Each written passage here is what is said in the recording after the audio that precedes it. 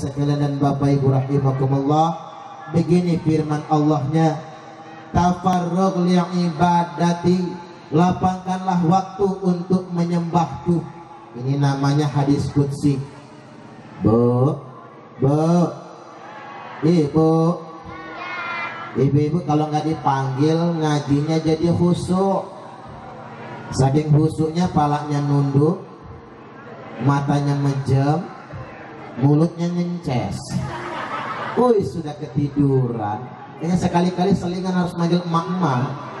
Kalau bapak-bapak ini nggak gampang ngantuan. Kalau ibu-ibu lekak nyences. Jadi lapangkanlah waktu, kata Nabi, untuk menyembahku. Kata Allah dalam hadis qudsi, aku janji amla'u sadraka ginan, aku penuhi dadamu dengan kekayaan. Jadi ayat ini menarik, hadis qudsi ini. Ku penuhi dadamu dengan kekayaan. Jadi Allah nggak katakan ku penuhi rumahmu sama perabotan, bukan. Allah nggak katakan ku penuhi halamanmu sama parkir mobil, bukan. Allah nggak katakan ku penuhi lemarimu dengan perhiasan, bukan juga. Allah katakan ku penuhi dadamu dengan kekayaan, karena kaya itu di sini. Kalau kata cita-cita gimana? Sakitnya tuh di sini, di dalam hatiku. Tapi kalau kata Allah dan Rasulnya, kaya itu di sini. Makanya Nabi bersabda, laisal ghina an kathratil arad, bukanlah kaya raya itu karena kalian banyak perhiasan. Bu, panjenengan suka perhiasan? Suka dong. Sudah takdirnya perempuan. Tapi ibu-ibu perlu ingat, orang kaya itu bukan karena perhiasannya banyak. Apa orang kaya itu naik kondangan 5 jari dipasangin cincin semua, bawa tasnya dia begini, begitu masuk taruh digoyangin, ting ting ting ting. Apa itu orang kaya? Bukan. Apa orang kaya itu gelangnya sampai situ, ketiban pengajian pura-pura kipasan, kuncrang kuncring, kuncrang kuncring, kuncrang kuncring. Apa itu orang kaya? Bukan. Apa orang kaya itu kalungnya gede banget. Saya kemarin Bapak Ibu beberapa waktu yang lalu ceramah Ikatan Istri Pimpinan se-Lampung. Gak usah pimpinan apa, gak usah saya sebut, gak enak. Jadi pengajiannya nang hotel, biniknya orang kaya semua, Pak. Kalungnya gede-gede banget. Ada yang segede-gede cilok itu, bulet-bulet. Ada yang segede somai. Ada yang bandolnya segede pentolan bakso setan, segede palak bayi. Itu kalau digawa kondangan nunduk begini badannya. Nopo bu, sakit pinggang? Bukan, keberatan kalung. Apa itu orang kaya? Bukan. Walakinnil ghina ghana nafsi, tapi kaya yang sebenarnya, kaya yang sesungguhnya, kaya jiwa kalian semua. Makanya kalau panjenengan pengen kaya, jaga sholatnya. Saya yakinkan tidak akan pernah bahagia rumah tangga yang tidak sholat. Makanya adik-adik Rismawan, Risma Putri, Rismawan, Rismawati, jaga sholat agar Anda sukses dunia sampai akhirat. Insya Allah. Bagusnya sing apie, anak muda itu rajin ke masjid. Apalagi yang bujang-bujang, yang laki-laki, rajin berjamaah ke masjid.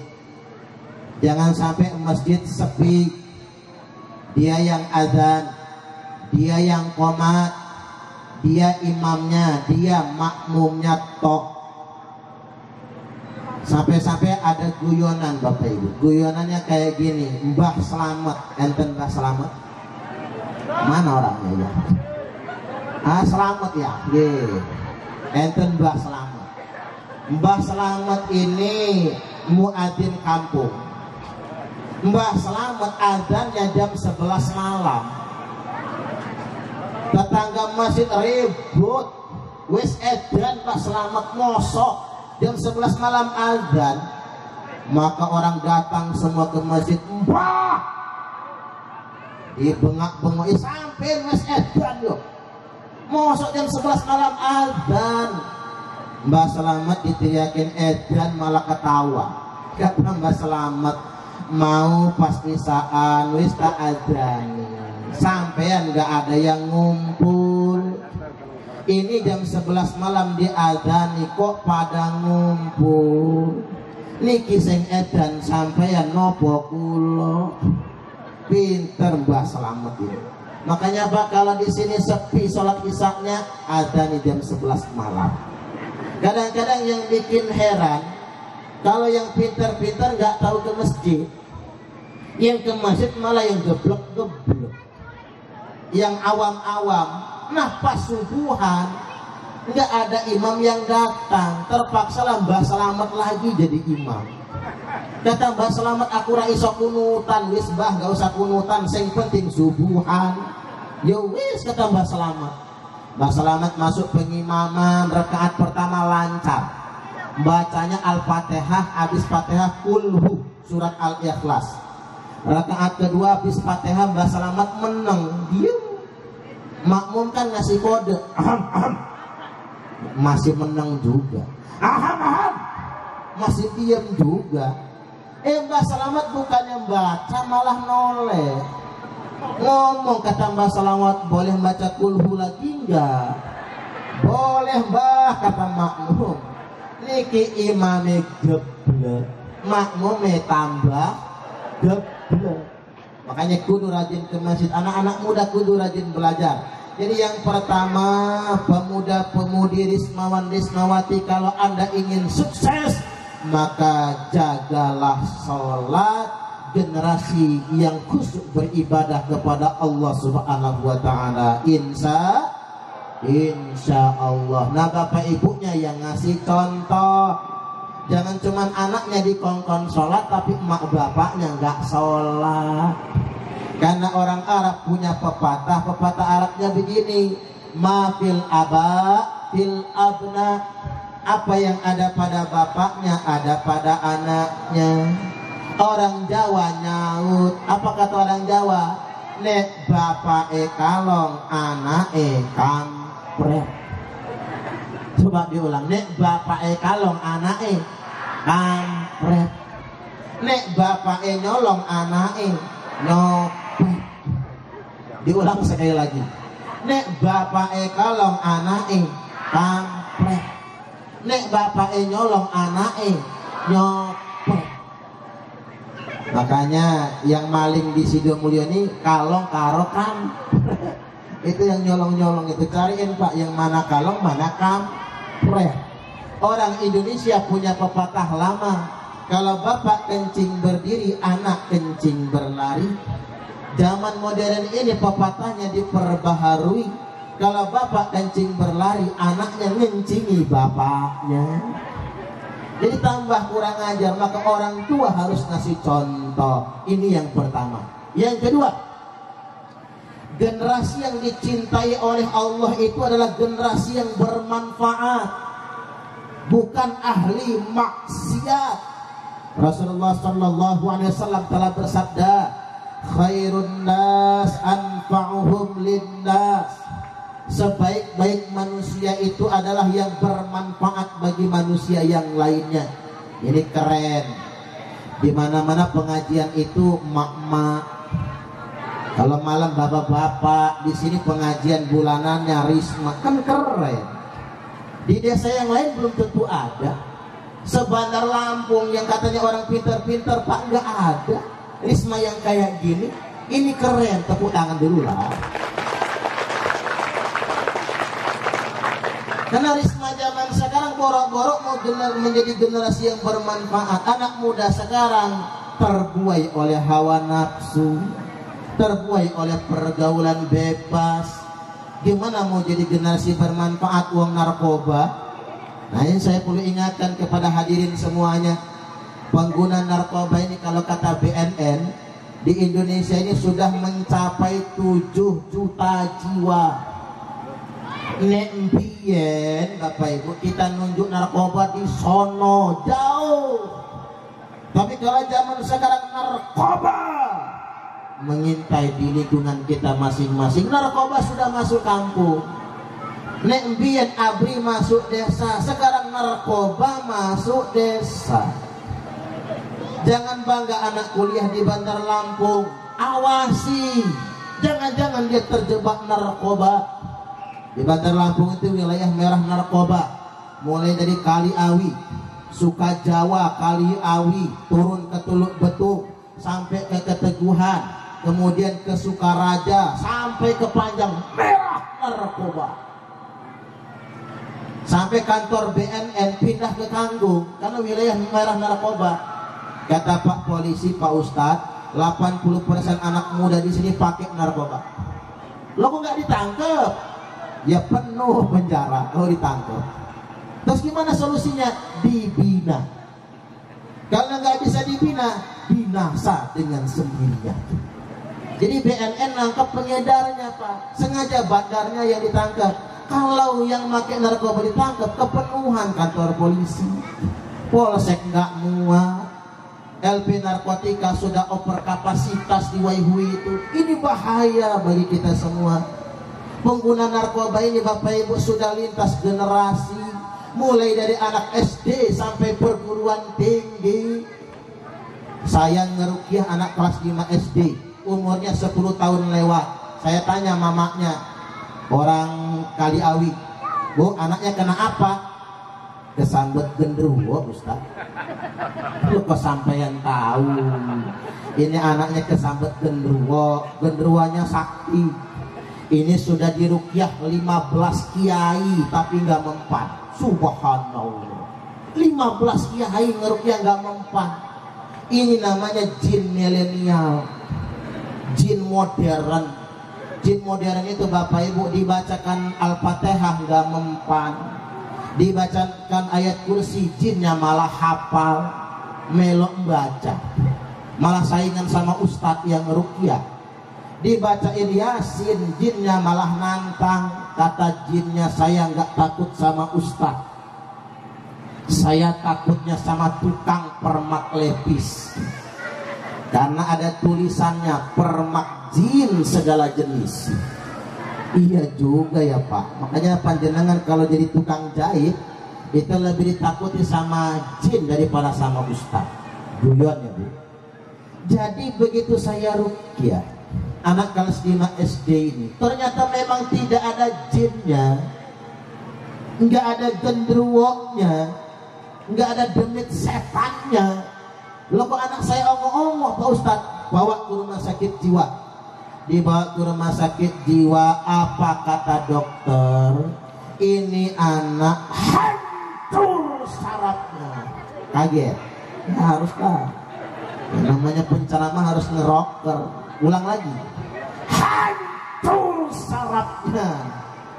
Gara-gara kebanyakan ngelem aibon. Ganja tak terbeli, sabu apalagi aibon limbah, hancur sarafnya sedeng. Anak kelas 5 SD di Unila beberapa waktu yang lalu digerebek sedang nimbangin ganja. Mahasiswa jadi pengedar narkoba. Pengguna narkoba ini juga Bapak Ibu sudah lintas profesi. Semua profesi sudah kena. Di Bandar Lampung, lurah mimpin rapat sambil nyabu, ditangkap Pak Polisi, langsung dipecat Pak Wali Kota. Camat pakai narkoba dari mana kemarin? Kota Bumi kalau nggak salah, yang baru ditangkap dari Lampung Utara. Camat pakai narkoba ditangkap. Bupati pakai narkoba ada oknumnya sudah ditangkap. Anggota dewan pakai narkoba banyak. Pak Polisi pakai narkoba ada, nggak banyak ada kata beliau. Subhanallah. Kalau di polisi malah tegas, ketahuan narkoba langsung dipecat masuk penjara. Karena kalau penegak hukum masuk penjara hukumannya berlipat-lipat. Subhanallah. Tentara, walaupun oknum Bapak Ibu ya, oknum nggak semua oknum. Tentara sampai kolonel ketangkap narkoba, sebentar lagi bintang 1 tertangkap narkoba. Artis paling banyak, ustadz Belum ada. Pakai narkoba, jangan. Kalau Ustadz mah artis paling banyak Bapak Ibu. Makanya benar kalau kata orang bijak, artis dibayar mahal tapi malah ngerusak moral bangsa. Guru dibayar murah tapi dituntut memperbaiki moral bangsa. Cobalah artis itu bayarannya mahal. Contoh Via Valen. Tahu Via Valen? Tahulah, penggemarnya kok. Via Valen itu nyanyi lagu satu aja, yang lagu sayang nganti memutih rambutku, rak bakal luntur tresnoku pret. Nyanyi lagu itu saja tarifnya 25 juta satu lagu. Apalagi kemarin nyanyi di Asian Games bisa 50 juta. Trio Macan, tahu Trio Macan? Nyanyi lagu iwak peyek nasi jagung, satu lagu 20 juta. Yang paling mahal itu di Indonesia ini Agnes Monica. Tahu Agnes Monica? Manggilnya Agnes Mo. Tapi nggak laku-laku ya. Buat apa cantik kalau nggak laku-laku? Agnes Monica itu satu lagu 200 juta. Ya lo kok tahu ya, nonton infotainment, ya gaul juga. 200 juta satu lagu. Jadi kalau nyanyi 10 lagu 2 miliar. Nyanyi satu lagunya nggak nyampe 5 menit. Nah saya ceramah 1 jam bengok nggak segitu ya. Cuman harus ikhlas, ngajarin jamaah ikhlas, masa diri sendiri nggak ikhlas. Artis dibayar mahal tapi malah ngerusak moral bangsa. Guru dibayar murah tapi dituntut memperbaiki moral bangsa. Apa meneh guru ngaji tambah murah. Kalau di Sidomulyo guru ngaji berapa ya SPP-nya ya? Ngaji pinten sabulan berapa? Gratis. Keterlaluan. Itu yang dapat gusuran jalan tol, ingat ya. Kasih 10% buat guru ngaji. Harus begitu. Mana yang dapat gusuran jalan tol ya? Subhanallah. Kasih guru ngajinya. Bapak Ibu rahimakumullah. Kalau di lingkungan saya Bu, Pak, guru ngaji 10.000 sebulan SPP TPA-nya. Itu pun 3 bulan nunggak nggak bayar. Gurunya ngajinya nagih, podo wae sami mawon. Guru ngajinya nagih, mamaknya marah. Dasar guru ngaji nggak ikhlas. Ya sakit guru ngaji. Kalau di kampung saya Bu, Pak, di Bukit Kebuning, kalau murid-murid nggak nyetor beras, guru ngajinya udah kehabisan beras, ngajinya jadi berubah. Bada seba, yada sija, roda sera, bayarat. Bada seba, yada sija, roda sera, bayarat. Satu jam ya bayarat. Ya hafal anak ngaji pakai ejaan orang ogan. Nah guru sampai ke rumah, kata mamanya, tadi ngaji apa? Bayarat. Oh bayarat. Apa kata maknya? Gisok ngomong guru ngaji, besok kalau ngaji ngomong sama guru ngajinya. Soda sesok, bada sebah, roda serah, sobaro. Kasihan guru ngaji itu. Makanya Bapak Ibu muliakan guru ngaji, biar ilmu anak-anaknya barokah. Anak-anak tadi bisa tampil karena apa? Karena ada guru ngajinya. Anak-anak bisa ngurus Rismawati ini, bisa ngurus pengajian, bisa tampil di depan ya karena ada guru ngajinya. Maka muliakan guru ngaji, insya Allah. Kembali lagi buat generasi muda, adik-adik, pemuda-pemudi, remaja, Rismawati, jangan terpengaruh narkoba. Saya ini kalau ceramah ke LP narkoba, kasihan Bapak Ibu. Itu kalau yang gemuk-gemuk, itu yang tua-tua, itu sipir. sipir apa namanya, kurir, sipir lah, kurir narkoba, supir truk bawa ganja 10 karung, ketangkep di Bakauheni. Dia bukan pemakainya, cuman yang pemakainya yang muda-muda. Kalau diceramahin matanya belok begini pak, beler ngentes, ces. Saya ngebatin ini orang nyambung enggak kalau diceramahin. Wong beler kayak gitu. Di LP perempuan Waihui pak, 80% yang masuk LP perempuan itu karena narkoba. Dulu perempuan masuk penjara karena kekerasan dalam rumah tangga, nganiaya anak, karena perselingkuhan. Tapi sekarang 80% yang masuk penjara perempuan karena narkoba. Tapi ya enak sih ceramah di LP perempuan itu. Penghuninya cewek semua. Kalau saya ceramah di sana nggak ada yang ngantuk, mana matanya melotot semua. Saya sampai bingung kok matanya melotot semua. Tak takoni ibu-ibu, mbak-mbak ini ngapain matanya melototin saya semua. Kata mereka, mohon maaf Pak Ustadz, kami di sini jarang lihat laki-laki. Sekali ngelihatnya Pak Ustadz, subhanallah, saya merasa orang paling ganteng di dunia kalau di sana. Makanya saya kalau diundang ke LP perempuan mau lagi. Seru pengajian di sana, tidak ada yang ngantuk. Subhanallah, narkoba sangat berbahaya sekali. Baik, lanjut Bapak Ibu, baru dapat 2 kita ini, waktu sudah semakin siang. Yang ketiga sekarang, yakni generasi yang dicintai Allah itu rajulun tahabba fillah, rajulani tahabba fillah, ijtima'a alaih wa tafarraqa alaih. 2 orang yang saling mencintai karena Allah. Ya karena kan kalau yang namanya anak muda bicaranya kan cinta. Hidup terasa hampa tanpa cinta. Betul tidak kira-kira? Ya iyalah. Ini adik-adik yang bisa dandan, kerudungnya rapi, lipsticknya pink, kan gitu. Karena apa? Karena ada cinta. Siapa tahu nanti ada jodohnya di sini. Tapi masih sekolah ya. Sekolah dulu, jodohnya nanti. Jadi Ma'asyiral hadirin rahimakumullah, generasi muda yang cintanya karena Allah, bukan karena syahwatnya, bukan karena hawa nafsunya. Zaman sekarang ini jujur, kita khawatir Bapak Ibu. Hasil laporan Komite Nasional Perlindungan Anak Indonesia, sebanyak 62,7% remaja Indonesia sudah tidak perawan lagi. Anak saya udah ceramah di bawah.